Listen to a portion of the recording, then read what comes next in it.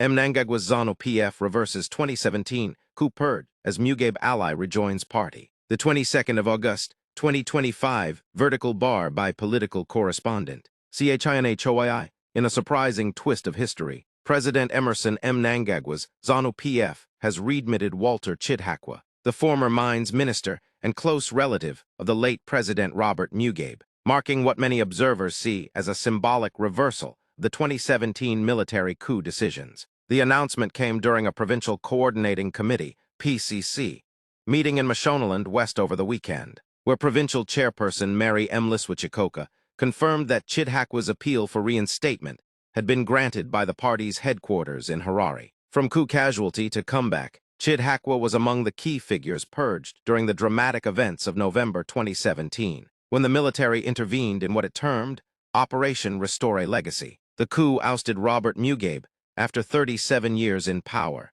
replacing him with Mnangagwa. At the time, Chidhakwa was aligned with the G40 faction, a powerful Zanu PF camp that included Jonathan Moyo, Xavier Kasukuer, Patrick Juo, and First Lady Grace Mugabe.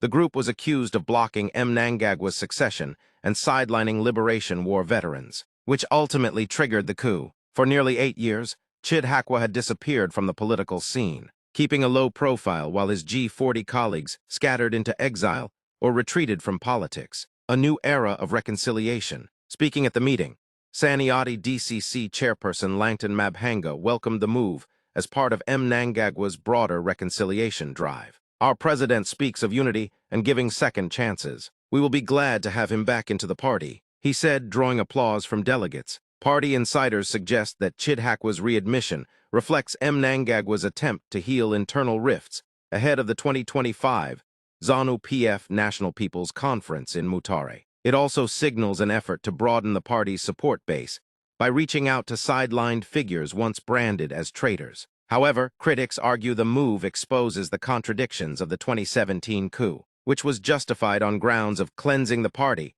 of G40 influence. Some political analysts suggest that bringing back G40 elements raises questions about the legacy and legitimacy of the military intervention itself. Provincial politics and preparations. The PCC meeting did not end with Chidhakwa's readmission. Members also welcomed new provincial administrator Albert M.H. Langa, who replaces the retired Fanny Chikamba. M. Liswichikoka took the opportunity to rally the province towards strengthening urban mobilization and membership verification exercises, warning that Zanu PF must not lose ground in towns and cities where opposition parties remain influential. Preparations for the National People's Conference were also on the agenda. Mashonaland West has already secured 6 cattle for the event and launched a fundraising drive targeting $50,000 to meet its obligations. Implications going forward. Chidhakwa's return highlights Mnangagwa's pragmatic survival politics, balancing reconciliation with control. With the 2028